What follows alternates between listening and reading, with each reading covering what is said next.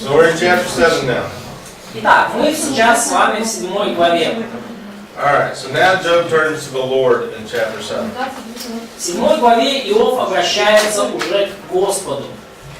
And he says that man is designed to work, and work is frustrating. И он, если суммировать, говорит, что человек задуман для труда, и труд удручает. And so this goes back to Genesis 3, interestingly enough. Да, и интересно, что в этом месте Иов нас отсылает аж к Бытию 3 главе. One thing I intended to present in the introduction. Одна вещь, которую я хотел сказать во вступлении, но забыл. Parallel passages. Okay. So here are the parallel passages for verses in Job. И вот параллельные отрывки для стихов в Now this is not to copy down or anything like this. Я не ожидаю, что вы будете их копировать себе и так далее. But there are allusions to this verse in these books. Но этих новозаветных мы видим в книгах очень много аллюзий на стихи из Иова. So what I want you to see is here's Job chapter 1. Что я хочу, чтобы вы видели? Вот это аллюзии на первую главу Иова. 2, 3, 4. Третью, четвертую, пятую. Just look how many of these allusions are in New Testament. Посмотрите, сколько этих аллюзий мы видим в Новом Завете. Notice also there's some from Eliphaz. Обратите внимание, что аллюзии есть даже на некоторые слова из Элифаза. And here's one from Elihu. Да, и на некоторые из сказанного Елеуя.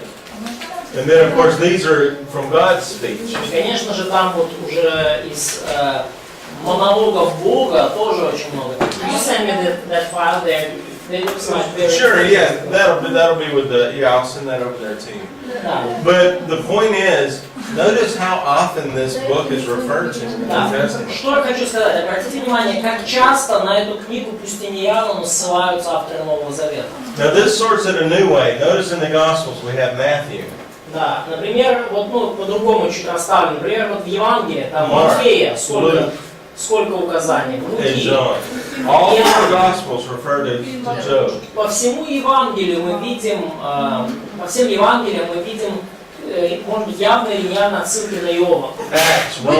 Деяния, Римлянам, Коринфянам, 1 и 2 Коринфянам. And all the way down, and to summarize, there's 15 of the 27 New Testament books. И в 15 из 27 новозаветных книг есть аллюзии, некие ссылки на Иова. And so that's just to point out that this book is important. Просто пытаюсь тем самым вам показать еще больше, что эта книга очень важная. Пример, как Библия объясняет саму себя. Could we say this is an example of how Bible explains itself? Yes. And so, if you were studying the book of Job and you were covering a particular chapter, you would look up these New Testament allusions. И если вы изучаете книгу Иова и натыкаетесь на некую там конкретную главу, то потрудитесь заглянуть вот в эти новозаветные аллюзии. And how was that passage used? And you could use it the same way in how you were teaching. И как в Новом Завете используется этот отрывок, и вы можете использовать его подобным же образом, когда вы учите. Because the New Testament writer will be applying it to a certain situation in his church. Поскольку новозаветный автор будет применять данный отрывок из Иова в конкретной ситуации в поместной церкви. And you can do the same thing in your church. И вы имеете право применять его таким же образом в вашей церкви. So back to chapter 7 now. Так, возвращаемся к 7 главе. Job has now answered Eliphaz, and now he's answering God. Иов ответил Элифазу, и теперь Иов отвечает Богу. Work is frustrating. И он говорит, что труд изнуряет. And verse 3, notice we have these, I've given months of vanity. И стих 3, обратите внимание, я получил в удел месяцы суетные. Now when we get to Ecclesiastes, that's going to be one of the key words in the whole book. И когда мы перейдем уже к книге Экклезиаста, то вот эта суета станет одним из ключевых слов во всей книге. And that concept doesn't use vanity in verses 7 through 10, but it's still expressed. It's trust. That concept of vanity is now expressed in different words. Да, и теперь уже в последующих стихах, там с 7 по 10, эта концепция суеты, она излагается, практически похоже, как у Экклезиаста. My life is like breath. Он говорит, что моя жизнь как дуновение. My eyes don't see very well anymore. Мои глаза, да, уже не видят толком доброе. And basically he's saying in this life we're going to take permanent physical damage. И он говорит, что в этой жизни мы претерпеваем постоянный физический урон. Now if I was 140 years old, I hope I had the eyesight of Job. Eyes out. If when I'm 140. I don't know if I'll make it. I'm sorry. When I'm 140 years old, Ага. I hope my eyes are as good as Job's. Да, я надеюсь, что если мне тут будет 140, то мои глаза будут настолько же хороши, как у него. Хотя бы настолько. So anyway, so Да, он говорит, что не увидит меня око, видевшее меня. now the challenge is to understand Job's statements in verses. Let's see here. Oh, I'm sorry, I'm on the wrong page here. Sorry. It's not a challenge at this point. All right. So. Verse 14. Yeah, so as he's talking about all of this damage that he's taken. И когда он говорит обо всех тех трудностях, обо всем том уроне, который он претерпевает, He starts saying that people are going to look at me differently. он говорит, что люди начали по-другому теперь на меня смотреть, когда я страдаю. And he's looking at these permanent scars of whatever disease he has. И он смотрит на вот эти неизгладимые раны или там какие-то последствия его болезни. And there's a lot of people that go through life with various scars. И многие люди идут по жизни с ранами, буквальными и небуквальными. When you have soldiers, cancer, various things like this will happen. Да, и когда мы говорим о буквальных, то проблема, когда солдаты возвращаются с войны, когда люди переживают рак, многие раны остаются на теле. And these things can be extremely frustrating. И эти вещи, они могут очень сильно удручать человека, некие телесные повреждения. And so then he makes an appeal to forgiveness in verses 11 through 21. И далее в стихах с 11 по 21 Иов просит о прощении, он выдвигает прошение о прощении. Now notice that reference to work being frustrating goes back to Genesis 3. И обратите внимание, что вот это вот утверждение о удручающем характере труда отсылает нас аж в Бытие 3 главу. So all of these thorns and thistles in life are because of sin. И потому все эти тернии и волчицы жизни — это все последствия греха. And so Job is going to turn to the Lord and ask for forgiveness of his sins. И Иов, мы здесь видим, он хочет обратиться к Господу и попросить прощения за свои грехи. 7 глава, с 11 по 14. Because he knows that is the root issue. Поскольку он понимает, что именно грех — это ключевая проблема, корень зол. And so in verse 21 he asks, why are you not accepting, or why are you not forgiving И my в стихе sins? 21 он спрашивает, почему ты не прощаешь моего греха? Now I find this fascinating because that curse of Genesis 3 was well known. И мне кажется, это очень интересно, поскольку общеизвестным было в то время проклятие из книги Бытие. And it was well known before Moses. И об этом проклятии было хорошо известно еще до Моисея.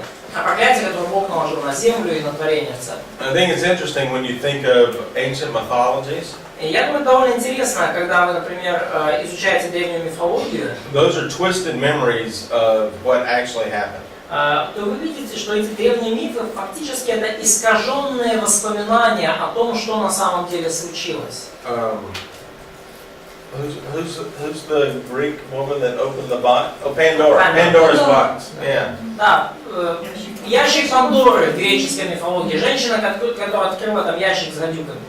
Any Greek students know what Pandora means?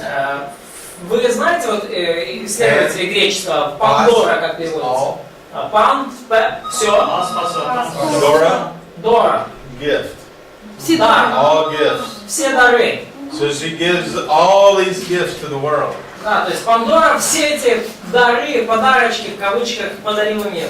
So we have this woman that unleashes sin upon the world. То есть мы видим женщину, которая просто как бы выпустила грех, да, на растерзание всего мира. What is that a twisted memory of? Да? Про Еву. Искаженным воспоминанием о каком событии это является? Eve, of О course. Еве. Now, is that a correct memory? Правильно ли это воспоминание? Who actually unleashed sin on the world? Кто на самом деле выпустил грех в мир? Adam. Very good. That's right. So scripturally, we know the man is responsible for sin. Согласно Писанию, мы знаем, что именно мужчина несет ответственность за грех. Of course, ancient mythology twists that, and the woman is responsible for sin. Конечно же, древняя мифология исказила это так, что на женщину свалили ответственность за грех. Man doesn't like that idea. That's right. Yeah. See, Adam tried that, and God didn't let him get away with it. Да, Адам пытался соскочить, но Бог ему не позволил. So as you hear these mythologies, recognize they're just twists on what actually happened. Поэтому, когда вы сталкиваетесь со всеми этими мифами, тут важно понимать, что это искаженное воспоминание о том, что на самом деле произошло.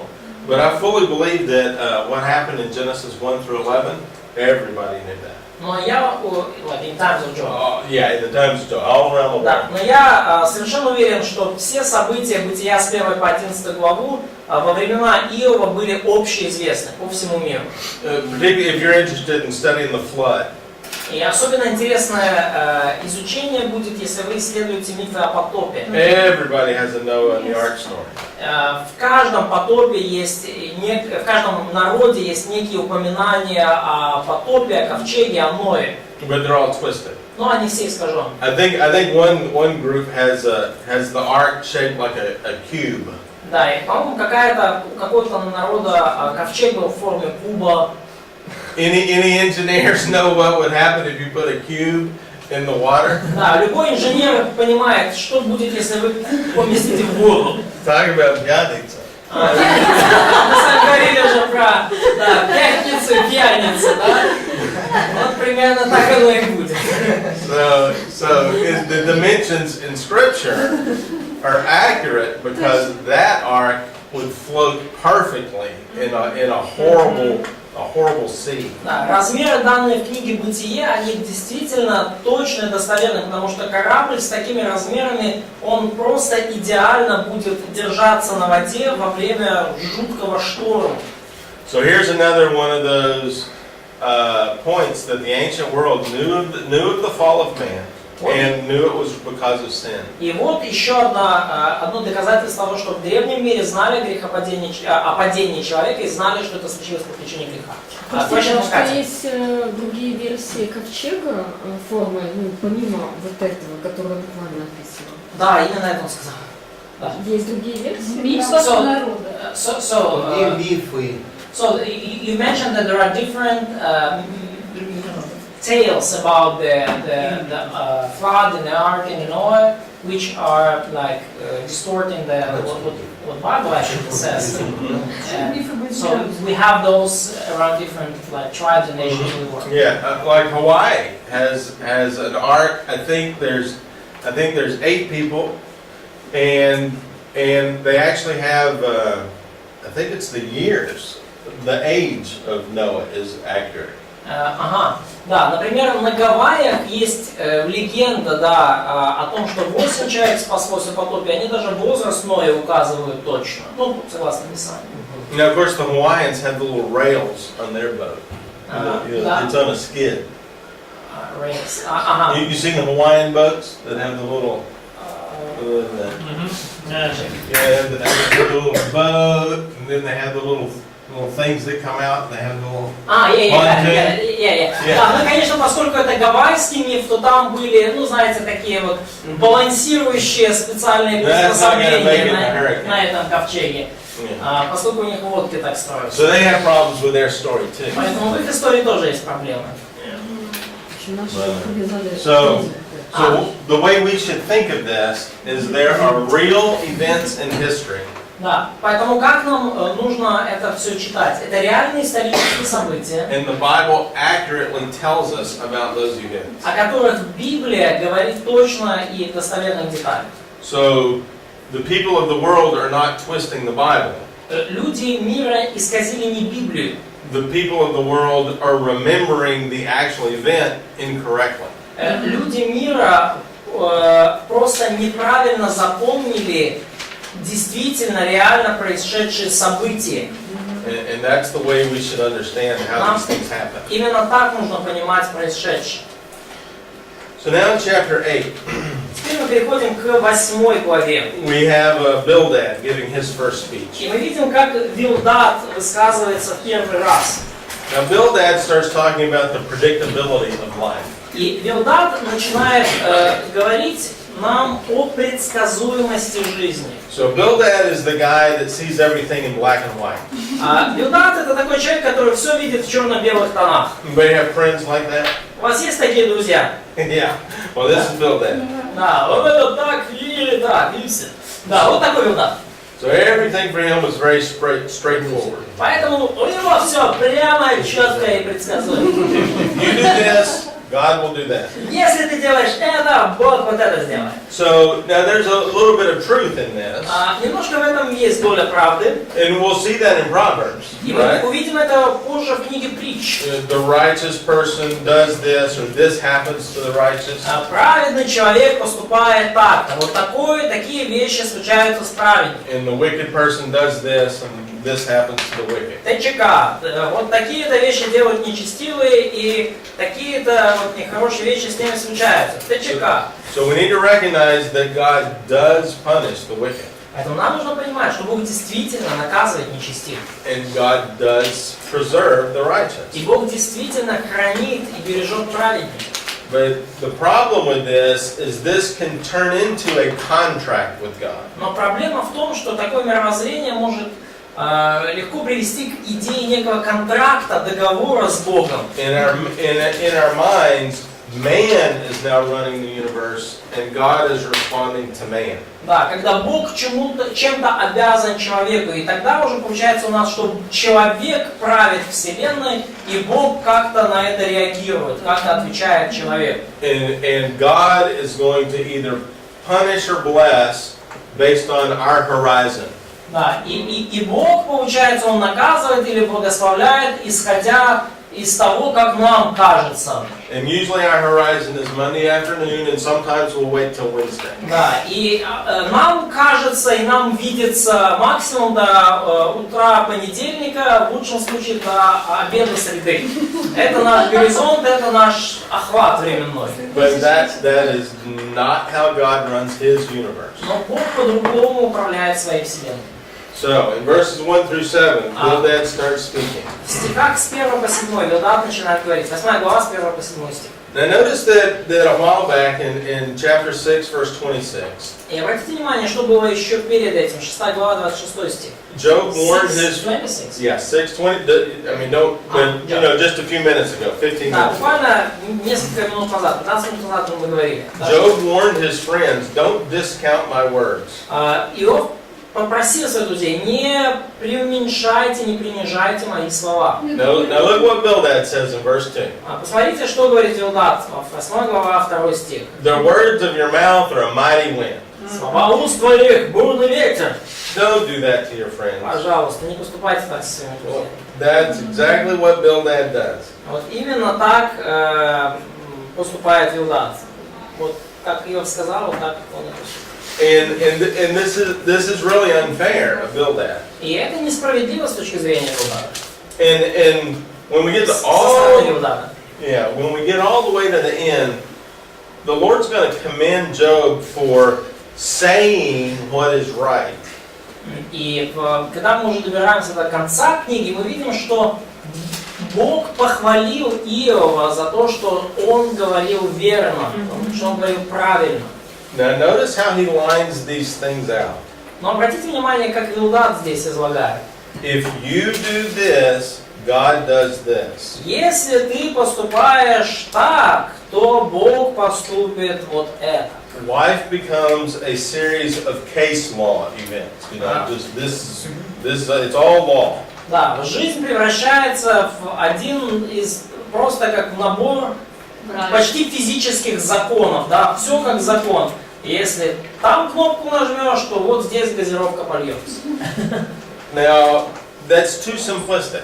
Слишком простой, слишком упрощенный взгляд на жизнь. Now look at verses 6 and 7. I think this is a true prophecy. Посмотрите на 6-7 стих. Мне кажется, что это подлинное пророчество. I don't think Bildad's prophesying on purpose, but I think it comes true. Целенаправленно Билдад тут пророчество, но мне кажется, в итоге это действительно исполнилось. If you're pure and upright, Если ты чистый прав, surely now he would rouse himself for you то ныне же встанет над тобою and restore your righteous estate. и умиротворит жилище праведности твоей, или твою праведность. Though your beginning was insignificant, И если вначале у тебя было мало, your end will increase greatly. то впоследствии будет весьма много. Now we've already read to the end, И мы уже прочитали конец книги. so we have already observed that is what happens. И мы уже увидели в конце, что именно это и случилось. And so that's pretty daunting there for the counselor. Да, daunting like it's. I mean that's kind of scary. Да, и это немножко должно пугать вас, душепопечителей. Такое, то, что вы, возможно, скажете неосознанно пророчество в жизни человека. So in verses 8 through 10, Bildad now goes back to history. Да. И далее, в последующих стихах, Билдад обращается к истории. «Спроси у прежних родов». Now, if you read the history books, or if you look at past generations, Если Билдад говорит, если почитаешь исторические книжки, если посмотришь на то, как жили праотцы наши, you'll see what I'm talking about. вот ты увидишь то, о чем я говорю. In verses 11 through 22, now he goes to nature. Стих с 11 по 22, он теперь обращается к природе уже. And nature is a good example of his point of view. И природа является хорошим примером того, о чем он хочет сказать, его ключевой идеей. But now is nature a righteous and a wicked entity? Скажите, но природа, то есть он говорит о предсказуемости, да, но скажите, природа это вообще, в ней есть характеристики праведности, морали, этики? No. Righteous or moral? Yeah, are they a moral entity? Да, то есть является ли природа некой моральной сущностью? Есть ли мораль в природе? No. Yeah. Why does nature suffer? Почему природа подвергается страданию? Из-за греха Because человека. of human sin. Human sin, По right? причине человеческого греха. So it's probably not a good example of this. Поэтому в данном случае Билдад не так. Наверное, не очень хороший пример он приводит. Які історичні книжки він говорить? So what are the historic books he wants to refer Job to? Well, in verse 8 he says, "Inquire of past generations." So it may not be a written history. Стих 8, да, спроси у прежних родов, вникни в наблюдения отцов. Это может быть не буквально некая записанная история или какие-то летописи. I like this question for chronology things. Устная некая, устная история. Now think about the days of Abraham. Who was all alive in Abraham's day? Мне нравится вообще вот что в хронологии. Подумайте о днях Авраама. Кто жив во дни Авраама? We had Noah 350 years after the flood. Мы видим, что Ной прожил 320 лет после потопа. Шем. And Shem was like, 400 years or Сим so. жил 400 лет после потопа. And our Paxton, and all these guys, 300 years, 200 Да. years. И дальше вот все там как бы потомки 300 лет, 200 лет. And we get all the way down to Abraham. И вот мы добираемся до Авраама. And all of a sudden, right here, И вот неожиданно вот в we этот had момент 7 or 8 or 9 generations die in 50 years. мы видим, что примерно вот когда вот появляется Авраам, в течение 50 лет 7-8 поколений вдруг прекращают свое существование. Yeah, so this is Abraham. So why is Scripture being written? Why is God now talking to Abraham, and then within a couple hundred years Moses is writing Scripture? Почему Бог повеляет Аврааму и потом через несколько сотен лет Моисею записать в письменном виде Писание, Слово Божье? You don't need a book. Да. This right here В данный момент книги вам не нужны. Да. If Terah, Abraham's dad, Если Фара, отец Авраама, if he had a question, he asked Noah. если у него был какой-то вопрос о жизни, он пошел к Ною спрашивать. Noah was alive when Terah was there. Но он был жив в этот момент. Or Shem. Или у Сима можно было спросить, если у Ноя было там виноградники работали. I mean, there are legends that say when Abraham met Melchizedek. У Линкольна можно спросить. Да, но легенды, да, вот, legends. Yeah, the Hebrew legend is when Abraham met Melchizedek. Есть еврейская легенда о том, что когда Авраам встретил Мелхиседека, It was Shem. то Мелхиседеком был как раз таки Сим. That he was the righteous king. Сим был праведным царем. And that's why Jesus is a priest like Melchizedek. И вот по этой причине, да, Иисус назван священником по чину Мелхиседека. Because this is a universal priesthood. Поскольку это было вселенское священство. And Aaron is a priesthood of only the Jews. А Аарон был священником только для евреев. А Мелхиседек в этом смысле был священником для всего мира. But if Job is living right in here, Но если Иов жил вот в это время, go ask Noah. да, пойдите спросите Ноя. Yeah. So anyway, just extra, no extra charge. Да, это бесплатно, вам не надо за это доплачивать. Пойдите у Сталина спросите, да? So go ask Наполеон. Lincoln, go ask Napoleon. Yeah, exactly. Mm-hmm. So you don't need historic books in that case. That's right. Yeah. All right. Where did they go? So we're in chapter 9. So now Job's going to respond to this. Мы уже, значит, сейчас переходим к 9 главе и видим, как Иов отвечает на эти слова. So Job considers this the futility of having a court case against God. Futility. Ага. Иов считает суетным и бесполезным занятием вступать в суд с Богом, судиться с Богом. And that's what he's saying there in verse 2. How can I go to court and it turn out well? Да, он говорит об этом во 2 стихе. Как я могу пойти в суд с Богом, и как это может вообще чем-то хорошим закончиться? Как оправдается человек перед Богом буквально? Verse 3 has a technical term. If you wish to dispute with him, that's technical. Стих 3 использует довольно технический термин. Если захочет вступить в прение с ним. So like legal term. Yeah, it's a legal Да, term. то есть это юридический термин, да, как, ну да, судебное прение, хороший перевод. So Job clearly recognizes that I'm not going to win if I go to court with God. И Иов ясно понимает, что если я пойду судиться с Богом, то я не выиграю. And he states right off the bat in this paragraph, the man is sinful. Man is flawed. И прямо в следующем абзаце Иов сходу признает, что да, человек грешен, человек полон недостатков, человек испорчен. And if you notice there in verse 3, that second line. И обратите внимание на вторую строчку в 3 стихе. Have you ever seen the cartoon where there's what is the game show? Jeopardy. Playing. Have you seen Jeopardy where they ask questions? And what happens? So you get points for all the questions that you answer. And God is playing against 3 other people, and God is like 1 million, and they're 0. Ну, есть игра, да, где, ну, в американцах есть игра такая, мультики, да, то есть, типа, задаются вопросы, все, за каждый вопрос задаются баллы, да, даются баллы. Но вот в данном случае у Бога как бы 1 000 000 баллов, а все, кто ему задает вопросы, по 0. Да, и если кто захочет вступить в прение с Богом, то не ответит ему ни на одно из 1000. So he says, if God asked me 1,000 questions, I could probably only answer in one time. Он говорит, я бы, да, он говорит, если я 1000 раз спрашиваю что-то Бога, он бы, может быть, в лучшем случае 1 раз ответил. And basically that's what's going to happen at the end. Да, и в общем-то именно это в конце и получилось. God's going to ask a whole bunch of questions that really, there's even scientists that can't answer those questions. Да, Бог задал Иову целую тонну вопросов, на которые даже современные ученые не могут дать ответ. Like the processes of weather. that kind of thing. Например, Still don't know. да, объясни его процессы, которые идут в погоде. Почему так и так? Мы до сих пор не знаем, как оно происходит.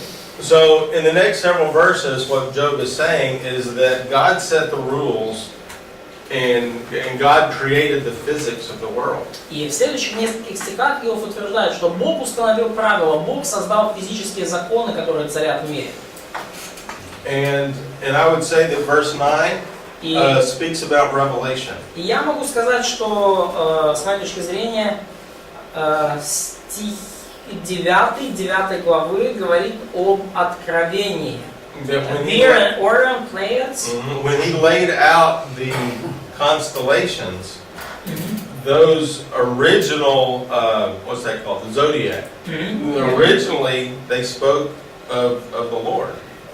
И я могу сказать, что с моей точки зрения, когда Бог изначально сотворил созвездия, разместил звезды на небесах, каким-то образом эти созвездия говорили о Боге. There's a couple interesting books to investigate if you like astronomy. Not astrology, but astronomy. Да, и есть несколько очень сильных книг, написанных об астрономии, не астрологии. Think about the zodiac. It starts with Virgo, the Virgin. Подумайте, например, о нынешних знаках зодиака. Начинается с Девы, да? And Virgo has a child on her lap in one of the 4 constellations around it. Да, и у Девы, да, в одном из 4 созвездий есть дитя. So how does the Virgin have a child? И как Дева может родить дитя? And you go all the way around, and then you have Leo pouncing on the dragon. Да, и потом Лео. Leo the lion. Да, и потом, да, вы с другой стороны подходите к зодиаку, видите, как лев наседает на дракона. And you, Draco the dragon, he's pouncing. So who's the lion? Да, кто же лев? And so as you go through all these, and you have like the twins. И потом вы видите близнецов. Do you have one person with 2 essence? Да, есть ли у нас где-то в Библии один человек с 2 сущностями? And so Одна личность и 2 сущности. the one thing that's very interesting, what's the scales? I'm not much, not that good. Well, Libra, I guess, is the scale. Що буде вот веси? Що це? In the ancient days, it was an altar. That constellation was an altar. Да, но в древних, как бы, созвездиях, в древние дни, вот это весы, это было жертвенник. Why would paganism change that to scales? С какой стати язычникам менять жертвенник на весы? We don't like a sacrifice for our salvation. Потому что не нравится нам эта идея жертвы за наше We спасение. want to be weighed for our works. Мы бы лучше хотели быть взвешенными за наши дела. So that constellation was changed. Поэтому это созвездие было изменено. So it's a really interesting study if you want to go into the stars. But there's a legend that Enoch placed a story into those 12 signs of the zodiac. Да, и есть легенда, это очень интересное изучение, есть легенда, например, о том, что Енох вот эти 12 созвездий, 12 знаков зодиака, он просто на основании них выстроил историю. So now I am not arguing for astrology. Поэтому я здесь ни в коем разе, поймите меня правильно, я здесь не защищаю не астрологию. And in the New Testament, we now have written scripture. И теперь уже в Новую Заветную эпоху у нас есть записанное откровение, So we don't need the stars. Поэтому нам не нужны сейчас звезды. But there is a legend that Enoch wrote that story in the stars so that every month you would have a different story of the Messiah. Да, но есть легенда о том, что Енох в свое время записал вот эту историю о звездах, и таким образом каждый месяц да, у вас была новая история о будущем Мессии. So there is a chance that verse 9 is related to that. И потому есть вероятность того, что 9 стих как-то связан с этим, да? Орион, Плеяды, Кисиль, да. And so that's kind of an interesting thing. But once again, Job is such an ancient book. There are things in here that are very difficult to understand. Но опять же, важно понимать, книга Иова настолько древняя, что очень сложно нам порой понять вообще, о чем там говорится. Question. А в листе Иуде говорится 1.14, о них пророчествовал и Енох. Это Енох, ну, So Jude 14 tells that Enoch was prophesying about. ну, значит, Енох This где-то false там teachers. записывал какие-то... So would we say that записки. Enoch wrote something down? Maybe. Может быть. Well, there's two Enochs, remember? Ну, помните, There's the Enoch before the flood, было два Еноха. Один Енох до потопа. and there's also the books that were written about 200 BC that have Enoch's name on them. И также были книги, написанные апокрифически, мы их называем. And they're Книги different. примерно 200 года до нашей эры, написанные от имени Еноха, да, под именем Еноха, и они отличаются. And they're different. Эти два Еноха разные Енохи. Да, то есть книга Еноха апокрифическая, это не тот Енох, который был до бытия, это разные Енохи. So, Не, ну Писание у нас говорится как раз 7 это дама, это тот пример. But it looks like that the Enoch seventh from Adam is that. yes, that's the guy I was talking about. Да, Yes. это тот самый тот товарищ, о котором я говорил. Yeah, yeah.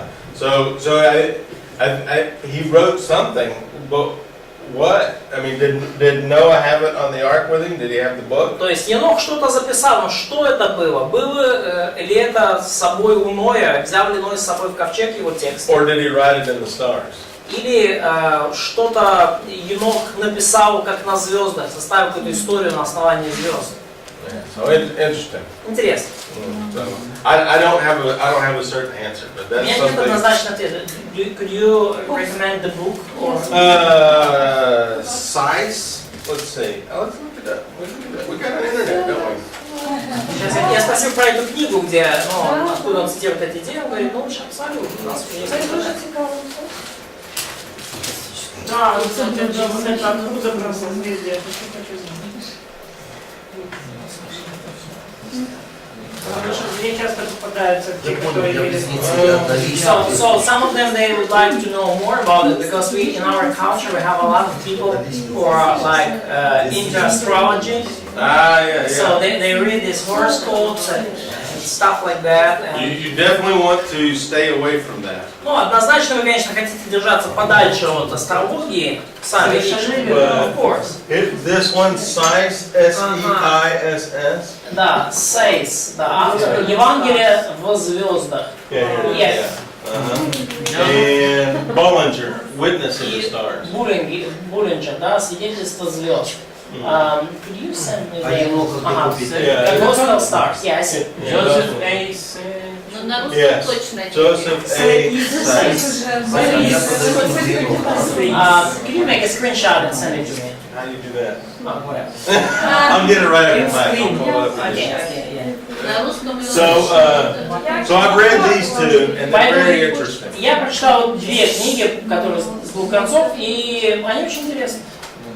Now don't get me kicked out of the school. I don't Да, want. поэтому не надо, пожалуйста, там всем об этом рассказывать, чтобы меня не погнали сразу в колледж. Don't get too crazy with this. Да, не сходите с ума на эту тему. This is our revelation. Вот наше This is our откровение, revelation. вот наше откровение. But if you do like to look at stars with a telescope and you like to have conversations with friends, that's very interesting. Но если вам нравится смотреть на звезды в телескоп и беседовать на эту тему с друзьями, то вот это неплохие для вас источники. Boba. Чи ці книжки якби поможуть, наприклад, людям, які цікавляться астрологією, донести Євангеліє? Would this material help us to carry the gospel to the people who are involved in astrology or they believe that stuff? I don't know. Я не знаю. You got to change their worldview, Вам нужно добиться перемены их мировоззрения. and it may. И может и поможет.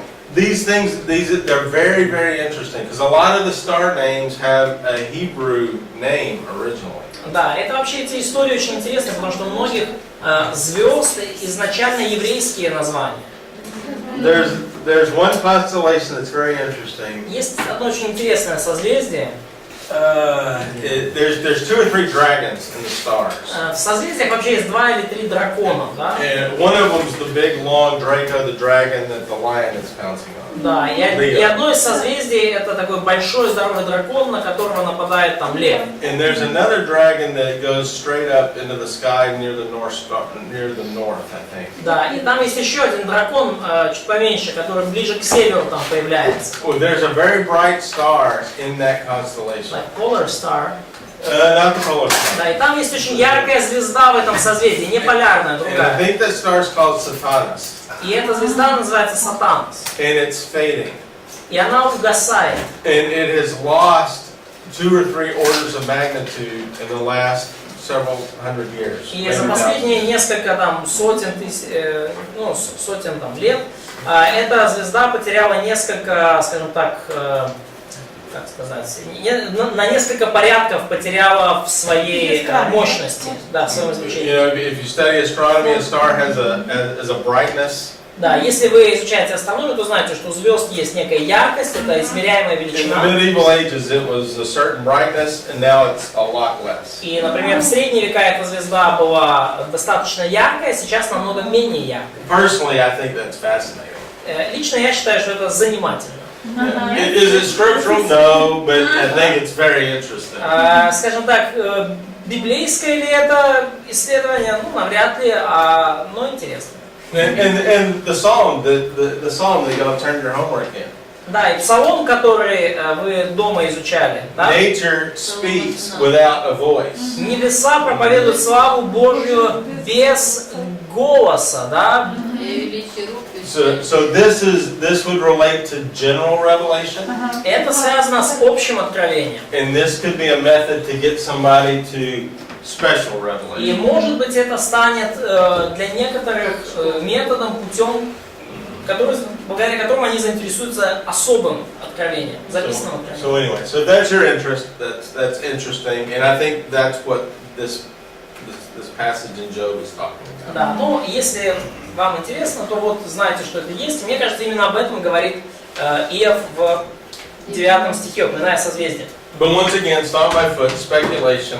Но опять же, я стучу ногой, это домыслы, это догадки. The word of Tod does not override the word of God. И слово Тода не превозмогает никогда слово Бога. Alright. So back to scripture. Возвращаемся к Писанию назад. Alright. So look at verse 10 now. Посмотрите, 10 стих.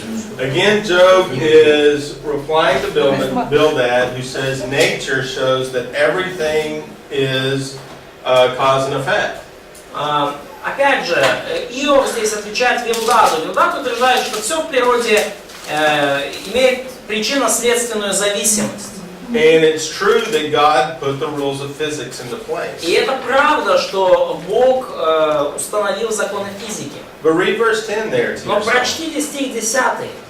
God does perform miracles. Бог делает чудеса, делает великое, неследимое, чудное без числа. So even though God put the rules of nature in place, Хотя Бог и установил законы природы, God does not obey those rules sometimes. Бог сам не обязан им повиноваться, и порой Он порой Он приступает эти законы. In other words, God really doesn't have any boundaries.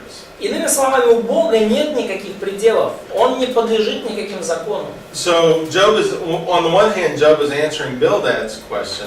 С одной стороны, Иов отвечает на высказывание и на вопрос Вилдада, But he's also speaking to this court case he wants to have with God.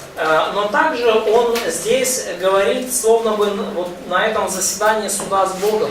So as far as the court case goes, he says, well, you wrote the rules, but you don't have to follow the rules. И говоря вот уже в терминах судебного заседания, Иов словно высказывается Богу, говорит, ты установил правила, но сам им не следуешь, ты сам им не обязан следовать. So we really can't win against God if Иными we словами, wanted to. мы не можем выиграть в суде против Бога, даже если хотели. And so basically, God is only bounded by His own righteousness. И по сути Бог ограничен лишь своей праведностью.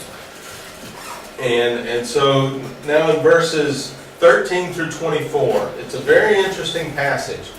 И далее в стихах с 13 по 22 очень интересный отрывок. These are the ironic misunderstandings of man. Здесь говорится об ироничных недопониманиях, недоразумениях человека. So there's a lot of irony here in verse 13 to 24. В стихах, таким образом, с 13 по 24 очень много иронии. So that makes this incredibly hard to interpret. И из-за иронии очень вообще невообразимо сложно это истолковать. So interpreters want to blame Job for being wrong when they read this paragraph. Когда истолкователи читают этот абзац, они пытаются обвинить Иова в неправоте. But you have to be careful with that. Но вам нужно быть осторожными с этим. Because Job truly does have an understanding of God. Поскольку Иов действительно по-настоящему понимает Бога. And at the end of the book, God says that Job has said right things. И в конце книги Бог сам охарактеризовал высказывания Иова как верные, правильные. So in light of that, it's better to see these words in irony. Поэтому во свете такой Божьей оценки лучше рассматривать данные слова как иронию. So look at, let's see, let's go over this a little bit slower here. Look at Давайте verse чуть 13. медленнее пройдем через эти стихи. Давайте посмотрим 13 стих. Now the term Rahab is a term for the dragon or Satan. Like pride or... Rahab is like the serpent in the garden. Да, вот этот термин, да, поборники гордыни, вот этот Рахаб, термин это змеи, или это тот термин, который использован в отношении змея бытия. So looking at verse 13, right off the bat, Job knows that Satan and his helpers are cowering under the power of God's wrath. И в 13 стихе мы видим, что Иов понимает, да, что поборники гордыни или поборники сатаны, они подвластны Богу. Пред ним падут поборники гордыни. Дерзость, гордыня, сила, но... В українському почитаємо, якщо ж не можна. Зараз почитаємо.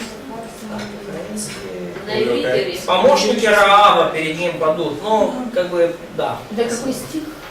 13 стих. 12. У нас є сноска, що це міфічна морська потвора, символ Єгипту. So they have a note that this like mythical character, one of the symbols of Egypt. А у меня написано то же самое, Well, see, now you're gonna have problems with various commentators. Но теперь вы уже тем самым ввязываетесь в проблемы с разными комментариями. And so I would go with the interpretation that Rahab is Satan. С моей точки зрения, наилучшее истолкование, что Раав это сатана. Ра, типа, это зло, а Ав это отец зла, типа. Like Rahab, Ra is evil, Hab is father, like father of evil. Yeah, interesting. I haven't put that together. Very good. Интересно, я даже как бы не совмещал это. Да, хорошая мысль. Yep. And so Satan is under the wrath of God. Итак, сатана под гневом Божьим. Now what's interesting is Job is under the wrath of Satan. Что интересно, сам Иов находится в данный момент под гневом сатаны. So we have this really interesting connection in this paragraph. Довольно интересная, таким образом складывается картинка в этом абзаце. So in verse 14, И в стихе 14 is Job asking the question that if Satan cowers before God, why should I get upset at God?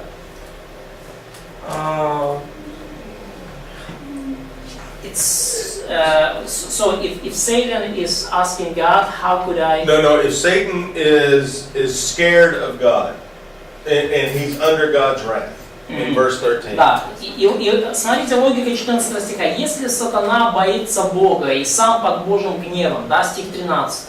Why should I be upset with God in verse 14? Но в 14 стихе почему я как бы должен смущаться Бога?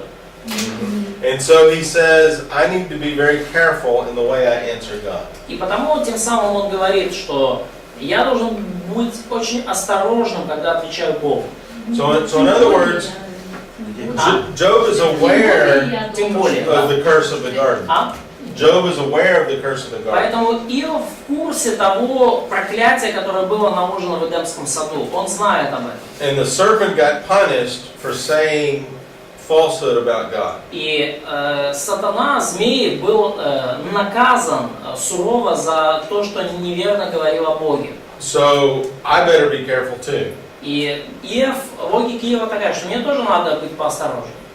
Now in verses 15 and 16, В стихах с 15 и 16 Job talks about the relationship he has with his judge. Иов говорит о своих взаимоотношениях со своим судьей. And of course the judge would be God. И, конечно же, судья будет Бог в данном случае. And so in verse 15, Job is not willing to say he's not a righteous person. И в 15 стихе Иов готов признать, что он неправедный человек. But he also can't tell the judge that he's wrong to express wrath on a sinner. Но также он не может сказать, что судья не прав, когда не спровергает гнев на грешника. So if you look back up to verse 2, he says everybody's really a sinner. Поскольку во втором стихе, если вы посмотрите назад, он говорит, что все люди грешны. So even when Job's right, he still has to ask for mercy. Поэтому даже если Иов прав, ему все равно нужно молить о милости. Now, if you're objective about yourself, И если вы объективно к себе относитесь, you realize this is a problem that all of us as believers have. я думаю, что это проблема, которая есть у всех у нас, у верующих. Can you really go to God and say, God, I'm a good person, you've got to bless me? Можете ли вы прийти к Богу и сказать, Бог, ну я на самом деле хороший человек, ты должен меня благословить? I mean, you know you're a sinner, На самом деле вы знаете, что вы грешны, but you really are trying to obey God. но вы при этом на самом деле искренне пытаетесь повиноваться Богу. And Job is an awesome guy. И Иов потрясный, просто потрясающий человек. If you really want to do a good research paper on a righteous man, the study of Job is good. Если вы хотите написать какой-то хороший доклад или сделать хорошее исследование, что такое праведный человек, посмотрите на Иова. I mean, he helps the poor, he's a great father, he's a great husband. Он помогает бедным, он отличный отец, он замечательный муж. I mean, he's a great businessman, he's just good at everything. Он великолепный бизнесмен, он хорош во всем, за что берется. So he is a righteous guy. That's what we saw in the first verse of the Он book. действительно праведный человек. Без вопросов, мы это видели уже в первом стихе. But he also knows he's a sinner. Но он также знает, что он грешный. So how much sin is enough sin? Потому сколько греха достаточно, чтобы стать грешным? So this is the big problem. Это большая проблема. So look at verse 16 then. Посмотрите, таким образом, на 16 стих. Job says now that I would be shocked if God listened to me. И в 16 стихе Иов говорит, что я был бы шокирован, если бы Бог мне ответил, если бы Он меня услышал. It would actually be an honor if God heard my voice. Это была бы честь, если бы Он просто услышал мой голос. So look at the irony now of verse 7. И 17. посмотрите теперь на иронию 17 стиха. Now that term for he bruises me is the same term found in Genesis 3:15. И вот этот термин, да, он разит меня. Это тот же самый термин, который используется в Бытии 3:15. Genesis 3:15, yes? Yeah, with the serpent. Когда он поразит тебя в голову, а ты его в пету. So verse 17 reminds us of this conflict between the Savior and the serpent. И стих 17 напоминает, да, нам о том конфликте, который разразится между Спасителем и Змеем. So we had a question earlier about why would we interpret Rahab to be the serpent? У вас был вопрос ранее, да, почему мы истолковываем Раав как змея, да? And so some of the terminology is the same as in Genesis 3. Некоторые термины в этом отрывке очень похожи на то, что мы читаем в Бытие 3 главе. And that helps in our interpretation. И это помогает нам в нашем истолковании. So now Job says that the source of the bruise is a tempest, a hurricane. Да, и теперь, да, Иов утверждает, что источник вот этого поражения – это вихрь. And that's exactly what happens in Job chapter 38. Именно chapter 8? 38, yeah. Да, именно вихрь, именно бурю мы видим в Иова 38 главе. So when God shows up, He shows up as a hurricane. И когда Бог... What are you using for that? Cyclone, hurricane, tornado? Storm. Storm. He Yes. shows up as the storm. Да, и когда Бог появляется, то Он появляется в буре, в шторме. But when God shows up as a storm, He's not there to bruise Job. Но когда Бог появляется в шторме, в буре, то Он не для того появился, чтобы поразить ее. See, the irony of this is Job is saying, I'm bruised by the storm. Но видите иронию, которая здесь, да? Иов говорит, меня поражает шторм, вихрь разит меня. What really is going to happen is the storm's going to show up and then save Job. Но в реальности получается так, что Бог появляется в буре, но не разит, а спасает тем самым Иова. Do any of y'all read C.S. Lewis in the Chronicles of Narnia? Кто-то из вас читал Клайва Льюиса и Хроники Нарнии? There's the lion is the analogy to Christ. in И that book. лев, ослан в данной книге это аналогия, образ Христа. And there's a point in there where the little girl sees the lion and he's very scary. И там в этой книге есть момент, когда маленькая девочка первый раз видит этого льва и очень пугается. And she asks the beaver about the lion, is he tame? И она спрашивает этого, ну, своего бивера, да? Ну, брат. Брата об этом леву. Этот лев, он как бы безопасный, он как бы, Домашний. ну, как бы, да, то есть он как бы он безопасный или нет? And so the beaver says, oh no, he's not tame, but he's good. Да, он говорит, и бивер говорит, да какой же он безопасный, он опасный, но он добрый. Да, це бобер, тварина, морська. And so this is the thing about our God, is he is the storm. И вот что мы можем сказать о нашем Боге, он действительно вихрь, и буря, и шторм. But he's good. А потім ти ще варить голос. And that's where Job is at this point. И вот здесь мы видим вот такой, как Иов пытается переварить эти концепции. So he's saying that God has bruised me. Да, и он говорит, что Бог поразил меня. But the bruise is actually coming from the serpent. Но поражение на самом деле пришло от змея. And because of that, he comes to a wrong conclusion at the end. И по этой причине Иов в конце пришел к неверному заключению. And it's at this point that Job collapses in self-pity. Но именно в этот момент Иов сваливается, впадает в жалость к самому себе, в саможаление. And he goes back in chapter 10 to wishing he was never born. И в 10 главе он возвращается к тому, что лучше бы мне не рождаться. And he says, my life is not worth living, basically. И он говорит в 10 главе, по сути, что моя жизнь не стоит того, чтобы ее прожить. Yeah, and so chapter 10, just to summarize that, life is not worth living. И 10 глава, если суммировать, просто звучит, что I жизнь не стоит того, чтобы ее прожить. I know God made me for a purpose. И Иов говорит, я знаю, что Бог сотворил меня для некой цели, But I don't understand the purpose. но я не понимаю эту цель. And that's really the root of where we are in Job's suffering. И, в общем-то, это корень того, что мы видим в страданиях Иова. Your life has a purpose, В вашей жизни есть цель, but you may not know the reason, that purpose. но вы можете ее и не знать.